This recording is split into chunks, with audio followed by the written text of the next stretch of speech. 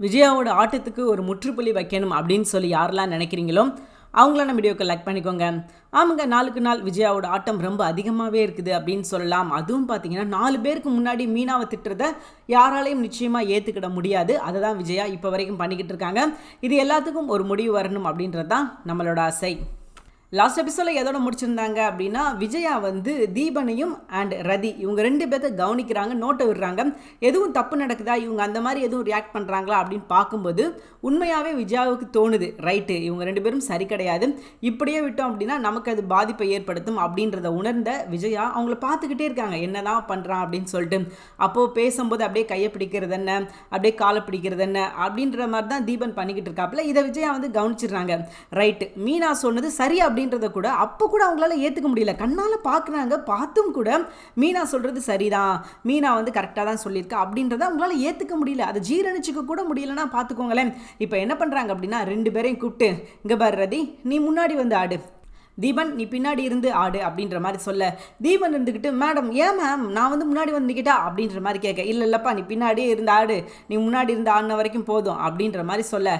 அதே போக விஜயா நிறைய கண்டிஷன் போடுறாங்க, இதுக்கப்புறம் யாரும் தனியாலாம் போய் எந்த ப்ராக்டிஸும் பண்ணக்கூடாது, நான் என்ன சொல்லி கொடுக்குறேனோ அதை மட்டும் லேர்ன் பண்ணால் போதும், அங்கே போகிறேன் இங்கே போகிறேன் அப்படின்னு சொல்லி எங்கேயுமே போகக்கூடாது, இங்கேருந்து தான் சாப்பிடணும் அப்படின்னு சொல்லி ஸ்ட்ரிக்டாக ஃபாலோ பண்ணுறாங்க.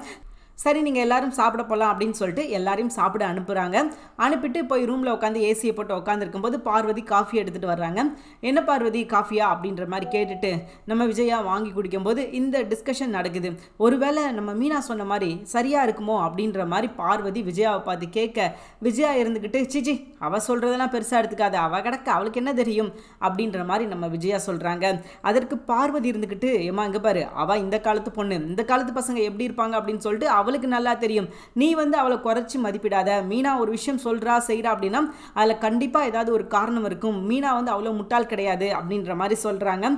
ஆமாம் பார்வதி, நானும் அவங்க ஆடும்போது கவனித்தேன், ஏதோ தப்பு இருக்கிற மாதிரி தான் தெரியுது அப்படின்ற மாதிரி விஜயா சொல்ல, அதற்கு பார்வதி இருந்துக்கிட்டு, ஓ அதனால தான் நீ இடம் மாற்றினியா அப்படின்ற மாதிரி சொல்கிறாங்க.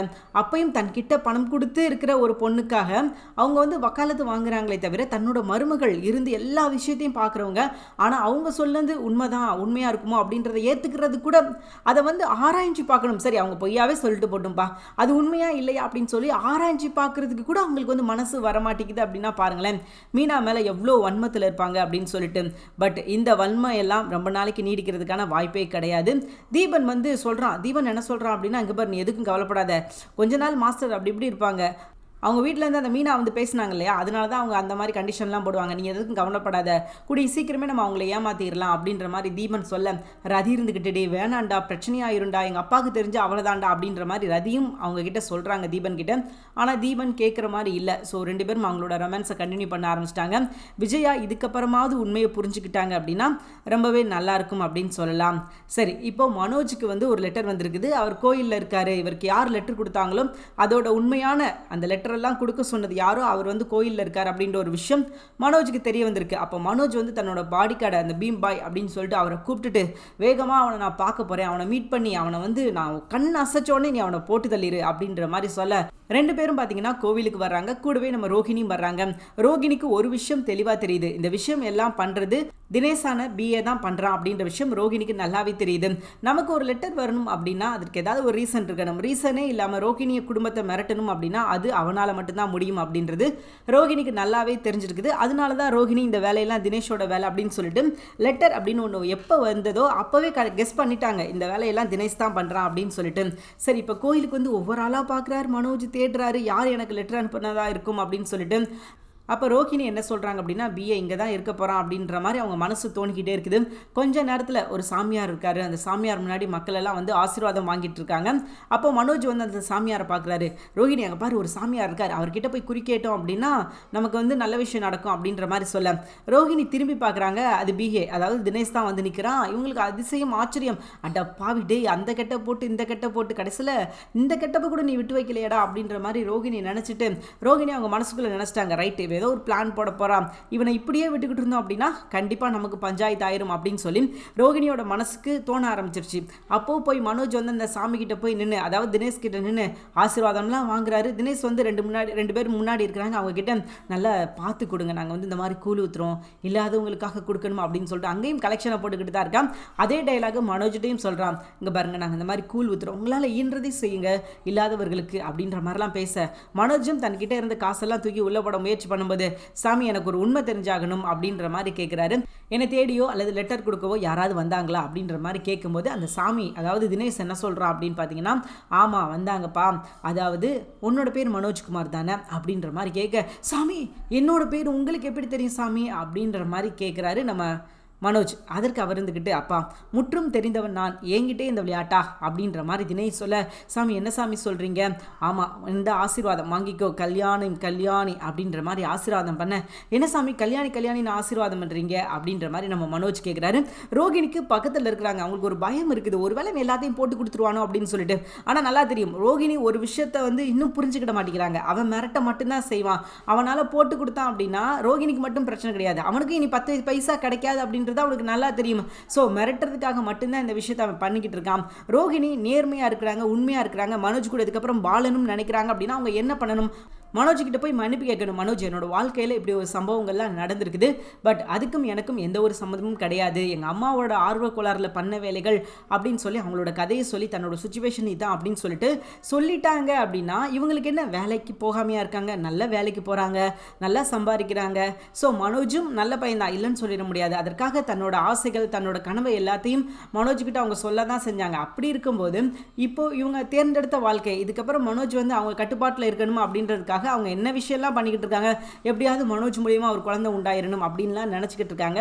பட் அவங்க வந்து எப்போ உண்மையை சொல்கிறாங்களோ அப்போ தான் இவங்களுக்கு இருக்கிற பிரச்சனை எல்லாம் தீரும். அவங்க அந்த விஷயங்களை மறைக்க இன்னும் அது அவங்களுக்கு ஒரு பெரிய பிரச்சனையாக தான் மாறுமே தவிர இவங்க நினைக்கிற மாதிரி பிரச்சனையை வந்து சுருங்கிடும், பிரச்சனை வந்து முடிவுக்கு வந்துடும் அப்படின்னு வாய்ப்பே கிடையாது. மேலும் இது பிரச்சனைகளை தான் ஏற்படுத்துமே தவிர இதனால எந்த ஒரு தீர்வோ சொல்யூஷனோ அவங்களுக்கு கிடைக்க போகிறது கிடையாது. அதனால உண்மை என்ன அப்படின்றத ரோகிணி புரிஞ்சு அறிக்கையிட்டணும், மனோஜ் என்ன மன்னிச்சிரு மனோஜ், இந்த மாதிரி சம்பவங்கள் நடந்தது அப்படின்னு சொல்லிட்டு. ஒருவேளை ஒன்று மனோஜ் கோவப்படுவார், இல்லை அப்படின்னா ஏற்றுக்கிடுவார். இது ரெண்டில் ஏதோ ஒரு சம்பவம் நடக்க போகுது. அந்த ரிசல்ட் இவங்களுக்கே தெரிஞ்சா என்ன, இன்னொருத்தர் வந்து மிரட்டி காசு பிடிங்கிட்டு ₹1 ₹2 கேட்கல, 30 லட்ச ரூபாய் எனக்கு இப்போ உடனே வேணும் அப்படின்னு சொல்லி அவன் கேட்டுக்கிட்டு நிற்கிறான். இதற்கு எல்லாத்துக்கும் பாதை போட்டு கொடுத்தது யார் அப்படின்னு பார்த்தீங்கன்னா ரோகிணி தான். அப்போ ரோகிணி அவங்க மேலே தான் எல்லா தப்புன்னு வச்சுக்கோங்களேன். இதில் மனோஜை எந்த விஷயத்துலையும் குறை சொல்ல முடியாது. அதாவது இவங்க தான் உண்மையை மறைச்சிக்கிட்டு இருக்காங்க. மனோஜ் வந்து தன் பண்ண தப்பு எல்லாத்தையுமே ஒன்று விடாமல் ரோகிணி கிட்ட சொல்லிட்டாங்க. ஆனால் ரோகிணி அப்படி எதுவுமே சொல்லலை, பட் மனசுக்குள்ளே எல்லாத்தையும் வச்சுக்கிட்டு இருக்காங்க. இதை வந்து அவங்களா சொல்லிட்டா கண்டிப்பாக நல்லது, இல்லை அப்படின்னா இவன் மிரட்டி பணம் கேட்டு ஸோ நிறையா விஷயங்கள் பண்ணுவான். அதுக்கெல்லாம் ரோகிணி பொறுத்து தான் போகணும் அப்படின்ற மாதிரி ஒரு சூழ்நிலை இருக்கும். சரி, இப்போ கதைக்குள்ளே வருவோம். இங்கே வந்து இவன் மிரட்டிக்கிட்டு இருக்க ஒவ்வொரு விஷயமா போட்டு உடைக்கிறான். என்ன சொல்கிறான் அப்படின்னா, இது மட்டும் கிடையாதுப்பா, உன்னோட மனைவியை பற்றியும் எனக்கு நல்லாவே தெரியும், உன்னை பற்றி நல்லா தெரியும் அப்படின்ற மாதிரி கேட்குறாங்க. பேச்சு வாக்கில், ஆமாப்பா நீ வந்து உனக்கு ஒரு லெட்ரு வந்தது, ஒருத்தர் வந்தார், வந்து இந்த லெட்டரை வந்து உங்ககிட்ட கொடுக்க சொன்னார், இந்த லெட்ரு அப்படின்னு கொடுக்கும்போது தான் நான் யார் தெரியுமா, உன்னை எதற்காக நான் இந்த விஷயங்கள்லாம் பண்ணுறேன், உனக்கு எதுக்கு லெட்ரு போட்டேன் தெரியுமா, நீ வந்து வாழ்க்கையில் ஒவ்வொரு நாளும் ஒவ்வொரு நிமிஷமும் நிம்மதியாக இருக்கக்கூடாது, நீ நொந்து நூடுல்ஸ் ஆகணும் அப்படின்ற மாதிரிலாம் அவன் எழுதியிருக்கார் அந்த லெட்டரில். அப்போது நான் யார் தெரியுமா, ரஜினியோட ஒரு படம் பேர் தான் என்னோட பேர் அப்படின்ற மாதிரி அதில் ஒரு லெட்டர் வந்திருக்குது. இதில் ஒரு முக்கியமான விஷயம் எங்கே லாஜிக் இருக்குது அப்படின்னே தெரில. என்ன அப்படின்னு பார்த்தீங்கன்னா, முத்து யார் அப்படின்ற விஷயமே யாருக்கு தெரியாது, தினேஷ்க்கு தெரியாது. ஸோ அப்போது அந்த கடிதாசில் என்ன எழுதியிருக்கு அப்படின்னா, என்னோட பேர் ரஜினி நடித்த படத்தோட ஒரு பேர் அப்படின்னு சொல்லி அந்த லெட்டரில் எழுதியிருக்குது. இதை எந்த வகையில் ஏற்றுக்க முடியல. தினேஷ் ஒருவேளை அந்த லெட்டரை கொடுத்துருக்குறான்னு வச்சுக்கோங்களேன், அவன் தான் கொடுத்தான், அவன் எதுக்காக ரஜினி படம் பேர் என் பேருன்னு எழுத போகிறான், ஏதாவது சம்மந்தம் இருக்கா, ரஜினி படம் ஏதாவது தினேஷ்னு ஏதாவது இருக்குதா, ஸோ எதுவுமே கிடையாது. அப்படின்றப்ப இங்கே வந்து யாரை கனெக்ட் பண்ணிக்கிறார் அப்படின்னா, மனோஜ் அண்ணாமலை ரஜினி படம் தானே, அப்போ என்னோட அப்பா தான் எனக்கு எதிரியா, சே இருக்காது, ரவி பேரில் ஏதாவது படம் இருக்கா, இல்லை, அப்போ யார் பேரில் படம் இருக்குது அப்படின்னு யோசிச்சு பார்க்கும்போது முத்துன்ற பேரில் படம் இருக்குது, அப்போ முத்து தான், எனக்கு கன்ஃபார்ம் பண்ணிட்டேன், முத்து தான் அப்படின்னு சொல்லி பிடிச்சிட்டாரு. அந்த இடத்துல பிடிச்சவர் தாங்க முத்து தான், இது எல்லாத்துக்கும் காரணம், நான் நிம்மதியாக இருக்கவே கூடாது அப்படின்னு சொல்லி முத்து தான் நினைக்கிறான், முத்து தான் எனக்கு எடுக்கணும்னு நினைக்கிறான், முத்து தான் என் வாழ்க்கையை அழிக்கணும்னு நினைக்கிறான் அப்படின்னு சொல்லிட்டு முத்து புராணம் பாட ஆரம்பிச்சிட்டாரு. முத்து முத்து முத்து முத்து அங்கேருந்து வீடு வர்ற வரைக்கும் முத்து அப்படின்ற விஷயத்தை தான் சொல்லிக்கிட்டு இருக்காங்க. அப்போ தினேஷ் என்ன சொல்கிறா அப்படின்னா, தம்பி இதெல்லாம் யாருன்னு எனக்குலாம் தெரியாது அப்படின்ற மாதிரி தினேஷ் சொல்ல, இருங்க சாமி நான் ஒரு ஃபோட்டோ காட்டுறேன், அவனா அப்படின்னு பாருங்க அப்படிங்கவும் அந்த ஃபோட்டோ எடுத்து காட்டுறாரு, முத்துவோட ஃபோட்டோவை.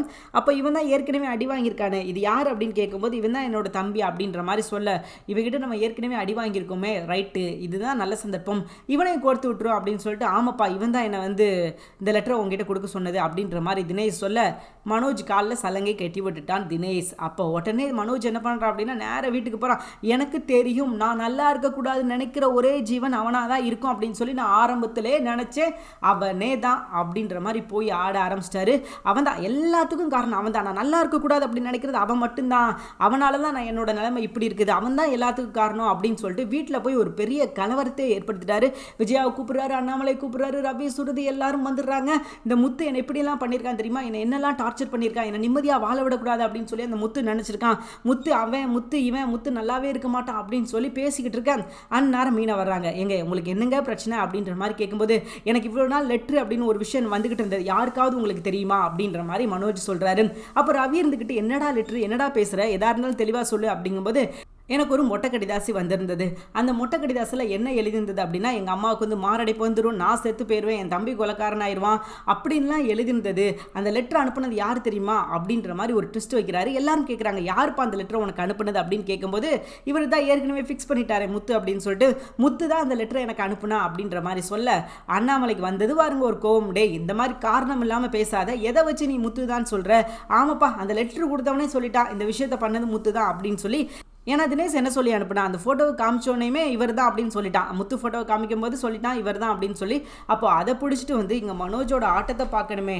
ஸோ மீனா வந்துட்டுறாங்க. மீனா வந்து எங்க உங்களுக்கு என்னதாங்க பிரச்சனை, என் புருஷன் ஒன்றும் அப்படி செய்கிற ஆள் கிடையாது, எந்த ஒரு விஷயமா இருந்தாலும் நேருக்கு நேர் எதிராக கேட்கக்கூடிய மனுஷனை போயிட்டு நீங்கள் எப்படிலாம் பேசாதீங்க, இதெல்லாம் தப்பு அப்படின்ற மாதிரி நம்ம மீனா சொல்கிறாங்க.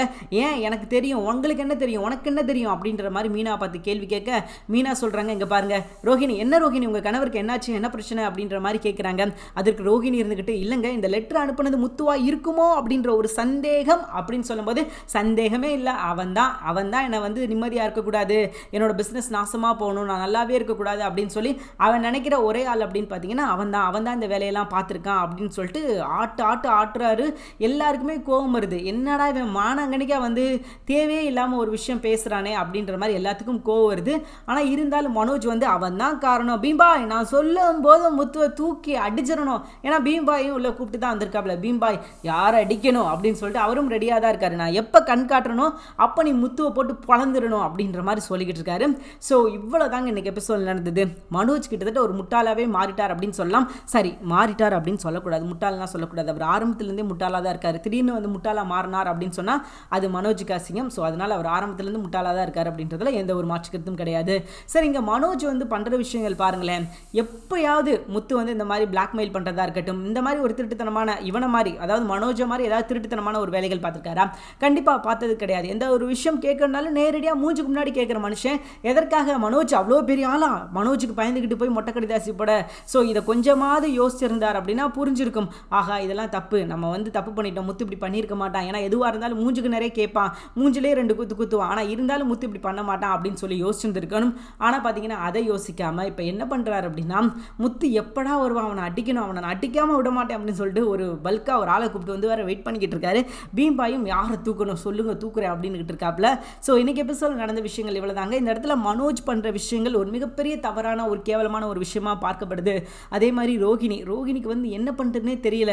இதுக்கப்புறம் ரோகிணி பண்ண போகிற விஷயங்கள் ரொம்பவே முக்கியமான ஆபத்தான ஒரு விஷயங்கள், இந்த குடும்பத்துக்கு ஏற்பட போகிற ஒரு முக்கியமான நிகழ்வுக்கு காரணம் யார் அப்படின்னா ரோகிணியாக தான் அமைய போகிறாங்க. ஏன்னா இந்த குடும்பம் உடையிறதுக்கான நேரம் வந்துருச்சு அப்படின்னு சொல்லலாம். இப்போ மனோஜுக்கு முத்து அப்படின்ற பிடிச்சிருக்கிற ஒரு நோய்க்கு மருந்தே கிடையாது, ஏன்னா எல்லாத்துக்கும் காரணம் முத்து தான், முத்து இப்படி பண்ணிட்டான், முத்து தான் நான் இந்த நிலைமையில இருக்கேன் அப்படின்னா அது காரணம் முத்து தான் மனசுக்குள்ளே சொல்லியே முத்து பைத்தியம் பிடிச்சிருச்சு அப்படின்னு கூட சொல்லலாம். நம்ம மனோஜ் வந்து முத்து வந்தோடனே அப்படியே பாய போறாரு. டே நீ தானே எல்லா விஷயத்தையும் பண்ண, லெட்டர் போட்டப்பே நான் நினைச்சேன்டா யார் நம்ம மிரட்டுறதுக்கு இந்த ஊரில் தகுதியான ஆள் இருக்கா அப்படின்னு சொல்லி, நீ கண்டுபிடிச்சிட்டா நீ தான்டா அப்படின்னு சொல்லி முத்துக்கிட்ட சண்டை போட போறாரு. ஆனால் இங்கே ரோகிணி தான் ரொம்ப பாவம், ஏன்னா இவர் சொல்றது தப்புன்னு சொல்ல முடியாது, சரின்னு சொல்ல முடியல அவங்களால. ஏன்னா தப்புன்னு சொன்னால் நீ எதுக்கு அவனுக்கு சப்போர்ட் பண்ணுற, உனக்கு அவனுக்கு என்ன சம்மந்தம் அப்படின்னு சொல்லி மனோஜ் கேட்பான். ஒருவேளை இவர் சொல்றது சரி அப்படின்னா எல்லாரும் வந்து ரோகிணியை முட்டாள் மாதிரி பார்ப்பாங்க, என்னம்மா நீயும் இப்படி பேசுகிற, முத்து என்னைக்காவது அப்படி செஞ்சுருக்கானா, செய்யக்கூடிய ஆளா, எதுவாக இருந்தாலும் உங்ககிட்டயே நேரடியாக தான் கேட்டிருக்கானே, மறைச்சி கேட்கணும் அப்படின்ற அவசியம் அவனுக்கு கிடையவே கிடையாது. அவன் எப்பயுமே அப்படி கேட்டது இல்லை அப்படின்றதுனால நீ வந்து எப்படி இப்படி சொல்லலாம் அப்படின்னு சொல்லி எல்லாருமே சொல்லுவாங்க அப்படின்றது ரோகிணிக்கு நல்லாவே தெரியும். ஆனால் இருந்தாலும் ரோகிணியோட சூழ்நிலை யார்கிட்ட என்ன எப்போ எதை சொல்லணும் அப்படின்னு சொல்லி தெரியாமல் மாட்டிக்கிட்டு தவிக்கிறாங்க நம்ம மனோஜ் கிட்ட. மனோஜும் பார்த்தீங்கன்னா அவரும் நல்ல மனுஷன் தான், ஆனால் இருந்தாலும் இப்போ பண்ணுற விஷயங்கள்லாம் ரொம்பவே மோசமாக இருக்குது. ஆரம்பத்துலேருந்தே இந்த விஷயம் அந்த குணம் அவர்கிட்ட இருக்குது, அதனால் அவரை மாற்றிக்க முடியல, அவரும் மாற்றிக்க மாட்டார்னு வச்சுக்கோங்களேன். ஆனால் திருந்துறதுக்கு வாய்ப்புகள் நிறையா கிடைச்சும் நான் திருந்தவே மாட்டேன் அப்படின்னு நிற்கிறாரு. சரி, இங்கே ரோகிணி விஷயத்துக்கு வருவோம். ரோகிணிக்கு இப்போதாங்க பிரச்சனையே ஆரம்பிச்சிருக்குது. இனி இதுக்கப்புறம் ரோகிணி எடுத்து வைக்கிற ஒவ்வொரு அடியிலையும் பயங்கரமான பிரச்சனைகள்லாம் காத்திருக்குது. இது வரைக்கும் ரோகிணி பார்க்காத பல விஷயங்கள், பல பிரச்சனைகள் அவங்களோட லைஃப்பில் நடக்க போகுது. ரோகிணி இப்போ வரைக்கும் என்ன நினச்சிக்கிட்டு இருக்காங்க, நமக்கும் இந்த பிரச்சனைக்கு எந்த சம்மந்தம் கிடையாது, நம்ம ஒருவேளை ஒதுங்கி போயிடுவோம் அப்படின்னு நினச்சிக்கிட்டு இருந்தாலும் இந்த பிரச்சனையை அவங்கள துரத்தி அடிக்க போகுது. ஏன்னா இப்போ வரைக்கும் ரோகிணி என்ன நினச்சிக்கிட்டு இருக்காங்க அப்படின்னு பார்த்தீங்கன்னா, இந்த பிரச்சனையிலேருந்து நம்ம தப்பிச்சுக்கிறதுக்கு ஒரே வழி தினேஷை போட்டு தள்ளுறது அப்படின்ற அளவுக்கு யோசிக்க ஆரம்பிச்சிட்டாங்கன்னா பாருங்களேன். ரோகிணி அடுத்து எடுக்க போகிற முடிவு என்ன, ஒன்று முத்து இந்த வீட்டில் இருக்கக்கூடாது, இல்லை அப்படின்னா தினேஷ் உயிரோடவே இருக்கக்கூடாது, இவங்க 2 பேரும் நமக்கு பிரச்சனை தான் அப்படின்னு முடிவு பண்ண ரோகிணி கூடிய சீக்கிரமே சிட்டி கேட்ட அந்த வீடியோவை எப்படியாவது எடுத்து கொடுத்துடணும். அப்படி எடுத்து கொடுத்துட்டோம் அப்படின்னா அவன் சொன்ன விஷயங்களை நமக்காக அவன் செய்வான் அப்படின்னு சொல்லி அவங்க மைண்டுக்குள்ளே வந்து அந்த மாதிரி விஷயங்கள் ஓட ஆரம்பிச்சிருச்சு. ரைட்டு, நம்ம தினேஷ் கேட்குற வீடியோ எடுத்து கொடுத்துட்டோம் அப்படின்னா நமக்கு எந்த பிரச்சனையும் இருக்காது, ஏன்னா செலவும் கிடையாது, எதுவுமே இல்லாமல் அவங்க பக்கமே வரவிடாமல் பார்த்துக்கிறேன் அப்படின்னு சொல்லி சிட்டி சொன்னா அப்படின்றதுனால இப்போ ரோகிணி அடுத்து என்ன பண்ண போகிறாங்க அப்படின்னு பார்த்தீங்கன்னா, எப்படியாவது அந்த வீடியோவை எடுத்தே ஆகணும் அப்படின்னு சொல்லி ஒரு கட்டாயத்துக்கு தள்ளப்படுறாங்க. அதற்கு அவங்க குறித்து வச்ச நேரம் காலம் அப்படின்னா எதுன்னு பார்த்தீங்கன்னா அந்த கொலு விஷயம் தான். அந்த கொலு ஃபங்க்ஷன் நடக்கும்போது எங்கேயாவது ஒரு இடத்துல முத்து அந்த ஃபங்க்ஷனில் பிஸியாக இருப்பார். அப்போ ஃபோனை எங்கேயோ மறந்தோ இல்லை தவறியோ எங்கேயோ ஒரு இடத்துல மொபைலை வைப்பார். அப்போ அந்த மொபைலேருந்து எப்படியாவது நம்ம வீடியோவை எடுக்கிறோம், அந்த வீடியோ டெலிகாஸ்ட் பண்ணுற ஒரு சரியான ஆப்பு நம்ம முத்துவுக்கு மீனாவுக்கு வைக்கணும். ஏன்னா முத்து மீனா அவங்களுக்குள்ளே இந்த ஒரு பிரச்சனை மட்டும் நடந்துச்சுன்னு வச்சுக்கோங்களேன், அவ்வளோதாங்க, சொல்கிறதுக்கு ஒரு விஷயம் கிடையாது. இந்த பிரச்சனை நாளைக்கு எங்கே போய் விடியும் அப்படின்னு பார்த்தீங்கன்னா இது பயங்கரமான ஒரு பெரிய பிரச்சனையாக மாறிடும். இது வந்து சாதாரண ஒரு வீடியோ அப்படின்னு நினச்சிக்கிட்டு இருக்காங்க. மீனாவுக்கு இது வந்து எவ்வளோ பெரிய விஷயம், எதற்காக என்கிட்ட மறைச்சிங்க அப்படின்னு சொல்லி மீனா ஒரு பக்கம் சண்டை போடுவாங்க. அது போக அந்த பக்கம் பார்த்தீங்கன்னா சத்யா, மாமா இவ்வளோ நாள் வந்து நான் கெட்டவனாக இருந்தேன், நீ அப்போ ரிலீஸ் பண்ணியிருந்தா கூட நான் இவ்வளோ தூரத்துக்கு வருத்தப்பட்டிருக்கேன் மாமா, வருத்தப்பட்டிருக்க மாட்டேன் மாமா, ஆனால் நான் இப்போ நான் திருந்தி ஒரு நல்ல மனுஷனாக வாழணும்னு நினைக்கும் போது என் வாழ்க்கையை நீ அழிச்சிட்டேப்பா, நீ நல்லாவே இருக்க மாட்டே அப்படின்னு சொல்லி சத்யா ஒரு பக்கம் சொல்ல, அவங்க அம்மா கிட்ட போய் சொல்ல, மீனா கிட்ட போய் சொல்ல, மீனாவுக்கு வந்து எப்படி புரிஞ்சுக்கிடுச்சு அப்படின்னா தம்பி வந்து நல்ல பையனாக இருக்கும்போது இப்படி பண்ணிட்டாரே அப்படின்னு சொல்லி அப்போ அவங்களுக்கு ஒரு கோபம். ஏன்னா முத்து அப்படி பண்ணுற ஆளே கிடையாது அப்படின்றது அவங்களுக்கு நல்லாவே தெரிஞ்சாலும் இந்த நேரத்தில் அவங்க வந்து அதை ஏற்றுக்க மாட்டேங்கிறாங்க. அவங்களோட மனசும் அதை ஏற்றுக்க மாட்டேங்குது. ஒருவேளை அப்படி செஞ்சிருப்பாரோ, ஒருவேளை இப்படி செஞ்சிருப்பாரோ, எதற்காக இப்படி பண்ணார் அப்படின்னு சொல்லி அவங்க மனசெல்லாம் அப்படி தான் இருக்குதே தவிர முத்து இந்த வேலையை பண்ணியிருப்பாரா அப்படின்னு சொல்லி மீனாவே யோசிக்க மாட்டேங்கிறாங்க. மற்ற யாரை சொல்லி என்ன பண்ண, மீனாவுக்கே நல்லா தெரியும் முத்து இப்படி பண்ணுற ஆளே கிடையாது அப்படின்னு சொல்லி. எதுவாக இருந்தாலும் மூஞ்சுக்கு முன்னாடி பேசுகிறதா இருக்கட்டும், மறைச்சி பேசணும் அப்படின்ற எண்ணம் அவருக்கே கிடையாது. எதுவாக இருந்தாலும் ஓப்பனாக 4 பேருக்கு முன்னாடி கேட்பாங்க. அப்போ மீனா கூட தருப்பாங்க, எங்க இப்படிலாம் பண்ணுறீங்க, இப்படிலாம் கேட்காதீங்க, இதெல்லாம் தப்பு அப்படின்னு சொல்லி மீனாவே சொன்னாலும், மீனா எதுவாக இருந்தாலும் நேரடியாக கேட்டுறணும் மீனா, நமக்கு ஒரு விஷயம் தப்புன்னு தட்டிஞ்சுட்டா உடனே கேட்டுடணும், அதுக்காக நம்ம வந்து யோசிச்சுக்கிட்டுலாம் இருக்கக்கூடாது அப்படின்ற மாதிரி சொல்கிறாரு. அப்படி சொல்கிற முத்து எதற்காக வந்து சத்யாவோட வீடியோவை ரிலீஸ் பண்ணணும், இவ்வளோ நாள் வச்சிருக்கிறதுக்கு பதில் என்கிட்ட காமிச்சிருந்தா கூட நான் அவனை திருத்திருப்பேன், அடிச்சிருப்பேன், ஏதோ ஒரு விஷயம் பண்ணியிருப்பேன். ஆனால் என்கிட்ட கூட சொல்லாமல் அவர் வந்து இப்படி பண்ணிட்டாரு அப்படின்ற ஒரு கோபம், ஒரு வருத்தம், இதெல்லாம் மீனாவுக்கு இருக்குது. ஆனால் முத்துவோட நிலைமை ரொம்பவே மோசமாக இருக்குது. நல்ல விஷயம் கெட்ட விஷயம் அப்படின்றத தாண்டி முத்துவுக்கு வந்து எந்த விஷயம் பண்ணாலும் அவர் வந்து யோசிச்சு பண்ணுற ஒரு கேரக்டரே கிடையாது. எடுத்தோம்னு கௌத்தம் டப்புன்னு போய் ஏதாவது ஒரு விஷயத்த பண்ணுறது, அப்படி ஒரு கேரக்டராக இருந்த நம்ம முத்துவுக்கு இப்படி ஒரு சம்பவம் நடந்து இப்படி ஒரு ப்ராப்ளம் அவருக்கு வரும்போது இதை எப்படி சமாளிக்க அப்படின்னு கூட அவருக்கு தெரியல. அந்த அளவுக்கு ஒரு இன்னசென்டான ஒரு மனுஷன் அப்படின்றதுனால அவர் என்ன பண்ணுறது ஏது பண்ணுறது அப்படின்னு சொல்லி எதுவுமே தெரியாமல், இதுக்கப்புறம் யார்கிட்ட போய் கேட்க, யார்கிட்ட தன்னோட பிரச்சனையை சொல்ல அப்படின்னு புரியாமல் அவர் குழம்பி நிற்கிறாரு. எப்படி இந்த வீடியோ நம்ம மொபைல்லேருந்து வெளியே வந்தது அப்படின்ற ஒரு உண்மையை கண்டுபிடிக்கணும் அப்படின்னு சொல்லி இறங்கியிருக்காரு. உண்மையிலே இது ஒரு சூப்பரான விஷயமா இருந்தாலும் இது வந்து அவ்வளோ சாதாரண விஷயம் கிடையாது. ஏன்னா ரோகிணி இப்போ வரைக்கும் பண்ண எல்லா மொல்லமாரித்தனமும் முடிச்சவிக்கித்தனமும் அது வந்து நிறையா பண்ணியிருக்கிறாங்க, இல்லைன்னா சொல்லிட முடியாது. அது எல்லாத்துக்கும் வெளியே வர வேண்டிய நேரம் வந்துடுச்சு அப்படின்னு சொல்லலாம். இவங்க எப்போ வந்து முத்துவை பகைச்சி முத்துவுக்கு எதிராக இந்த விஷயங்கள்லாம் பண்ண ஆரம்பித்தாங்களோ அப்போவே முத்து ஃபிக்ஸ் பண்ணிட்டார் ரைட்டு அப்படின்னு சொல்லிட்டு. ஆனால் எதற்குமே ஒரு சரியான நேர காலம் வரணும் அப்படின்னு சொல்லி வெயிட் பண்ணிக்கிட்டு இருந்த கொண்டவருக்கு ஒரு சரியான நேர காலம் வந்துருச்சு அப்படின்னு சொல்லலாம். அதை வந்து யாரா உருவாக்கிக்கிட்டா அப்படின்னா நம்ம ரோகிணியை அவங்க சொந்த காசுலேயே சூனியம் வச்சுக்கிட்டாங்க அப்படின்னு சொல்லலாம். இதுக்கப்புறம் முத்து சும்மா இருக்க மாட்டார். சம்பவம் லோடிங் கூடிய சீக்கிரமே இவங்களுக்கு என்ன பனிஷ்மெண்ட் கொடுக்கணும், என்ன தண்டனை கொடுக்கணும் அப்படின்றது அவருக்கு நல்லா தெரியும். அதை சீக்கிரமே செய்ய போகிறாரு. கூடிய சீக்கிரமே உண்மையான குற்றவாளி யார், ஏன் இதற்காக இப்படியெல்லாம் பண்ணாங்க அப்படின்ற விஷயத்தை மட்டும் அவர் கண்டுபிடிச்சிட்டாருனா போதும். ரோகிணியை பற்றின எல்லா உண்மைகளும் அடுத்தடுத்து வெளியே வந்துடும். ஏன்னா அவ்வளோ கோவத்தில் இருக்கார் ரோகிணி மேலே. அப்படி கோவத்தில் இருக்கிற நம்ம முத்துவுக்கு இது ஒரு சரியான வாய்ப்பு இல்லை, இது ஒரு சரியான சந்தர்ப்பமாக பயன்படுத்தும் போது நம்ம முத்து இதுக்கப்புறம் சாதாரண மனுஷனாக இருக்க மாட்டார். ஏன் அப்படின்னா நம்ம ரோகிணியால் அவரோட குடும்பமே நாசமாக போய் கிட்டத்தட்ட அழிஞ்சு போகிற லெவலுக்கு வந்திருக்குது. அப்படின்னா அவர் சும்மா இருப்பார்னு நினைக்கிறீங்க? கண்டிப்பாக சும்மா விடவே மாட்டார். ரோகிணிக்கு எப்படி பழி வாங்கணும், ரோகிணி என்னென்னலாம் தப்பு பண்ணியிருக்கா, ரோகிணி பின்னாடி இருக்கிற மர்மமெல்லாம் என்ன அப்படின்னு சொல்லி எல்லா விஷயத்தையும் கண்டுபிடிச்சு ரோகிணி ஏன் இப்படி பண்ணாங்க, எதற்காக இப்படி பண்ணாங்க, அவங்களோட மோட்டிவ் என்ன, அவங்களோட நோக்கம் என்ன அப்படின்னு சொல்லி எல்லா உண்மையும் கண்டுபிடிக்கிறதுக்கான நேரம் வந்துருச்சு அப்படின்னு சொல்லலாம். இப்போ வரைக்கும் இந்த பிரச்சனை பெரிய அளவில் பேசப்படலை அப்படின்னா அதற்கு காரணமும் முத்து தான். ஆனால் இது நாளைக்கு பெரிய பிரச்சனையாக மாறப்போகுது. இதனால் ஒரு பயங்கரமான ஒரு பெரிய பிரச்சனை வருது அப்படின்னா அதை சமாளிக்க போகிறதும் முத்து தான். ஸோ முத்து எல்லாத்துக்குமே தயாராகிட்டார். இதுக்கப்புறம் நம்ம சும்மா இருந்தோம் அப்படின்னா கண்டிப்பாக அது சரிப்பட்டு வராது. நம்ம ஏதாவது ஒரு விஷயம் பண்ணணும், இல்லை பேசணும், செய்யணும் அப்படின்றது தான் அவரோட நோக்கமாக இருக்குது. அப்போ இந்த விஷயத்தை அவர் ஈஸியாக எடுப்பாருன்னு நினைக்கிறீங்க? கண்டிப்பாக எடுக்க மாட்டார். இந்த பிரச்சனையால், இந்த ஒரு வீடியோவால் எவ்வளோ பெரிய சம்பவங்கள்லாம் நடந்திருக்கு அப்படின்றது அவருக்கு நல்லா தெரியும். அதனால் அடுத்து அவர் பண்ண போகிற சம்பவங்கள் தாங்க சூப்பர் லோடிங், சூப்பரான விஷயம் அப்படின்னு கூட சொல்லலாம். இப்போ வரைக்கும் யாருமே எதிர்பார்க்காத ஒரு சிறப்பான சம்பவத்தை தான் நம்ம முத்து அடுத்து பண்ண போகிறாரு. ரோகிணி, நீ வெயிட் பண்ணிக்கிட்டே இரு, உனக்கான பகை வந்துக்கிட்டே இருக்குது. நம்ம முத்து அதற்கான நேரத்தையும் குறிச்சிட்டாரு, காலத்தையும் குறிச்சிட்டாரு. இதுக்கப்புறம் ரோகிணி தப்பிக்கவே முடியாது, ஓடவும் முடியாது, ஒளியவும் முடியாது அப்படின்ற மாதிரி ரோகிணிக்கு ஆப்பிலேருந்து தப்பிக்கவும் முடியாது, ஓடவும் முடியாது, ஒளியவும் முடியாது அப்படின்னு சொல்லி தான் ஆகணும். ரோகிணி இதுக்கப்புறம் எந்த முடிவெடுத்தாலும் சரி, என்னென்ன விஷயங்கள் பண்ணாலும் சரி, அதை முத்துவை மீறி தான் செய்யணும். அவரை மீறி செய்கிற விஷயங்கள் அது அவ்வளோ ஈஸியான விஷயங்களாக இருக்கிறதுக்கான வாய்ப்பே கிடையாது. அப்படின்றப்ப இதுக்கப்புறம் நம்ம ரோகிணி ஒவ்வொரு நிமிஷமும் பார்த்து நம்ம முத்துவை பார்த்து பயந்துக்கிட்டே இருக்கணும். ஏன்னா அவங்களுக்கே கொஞ்சம் மனசாட்சி இருக்கணும், கொஞ்சமாவது குற்ற உணர்வு இருக்கணும். ஐயோ நம்ம பண்ணுறது தப்பு, தேவையில்லாமல் அவங்களோட வாழ்க்கையை நம்ம விளாடுறோம், அவங்களோட வாழ்க்கையை நம்ம அழிக்கிறோம் அப்படின்னு சொல்லி யோசிச்சிருந்துருக்கணும். ஆனால் யோசிக்கலை. இதற்கு எல்லாத்துக்கும் ஒரு சரியான பாடம் அவங்களுக்கு கிடைக்கும், அதில் எந்த ஒரு மாற்று கருத்தும் கிடையாது. ஸோ எது எப்படியோங்க, இதுக்கப்புறம் ஒரு தரமான சம்பவம் காத்திருக்குது. சூப்பர் லோடிங் அப்படின்னு சொல்லலாம். அந்த விஷயம் தாங்க இதுக்கப்புறம் ரோகிணியோட உண்மையான கேரக்டர் என்ன, அவங்கள எப்படிப்பட்டவங்க அப்படின்றத அவங்கள காட்டுறதுக்கான நேரம் வந்துருச்சு அப்படின்னு சொல்லலாம். தேங்க்யூ ஃபார் வாட்சிங். இந்த வீடியோ உங்களுக்கு பிடிச்சிருக்கும் அப்படின்னு சொல்லி நம்புறேன். கண்டிப்பாக இந்த வீடியோ உங்களுக்கு பிடிச்சிருந்துச்சு அப்படின்னா மறக்காம லைக் பண்ணிக்கோங்க. நம்ம சேனலை நீங்கள் இன்னும் சப்ஸ்கிரைப் பண்ணலையா, மறக்காம சப்ஸ்கிரைப் பண்ணிக்கோங்க. தேங்க்யூ.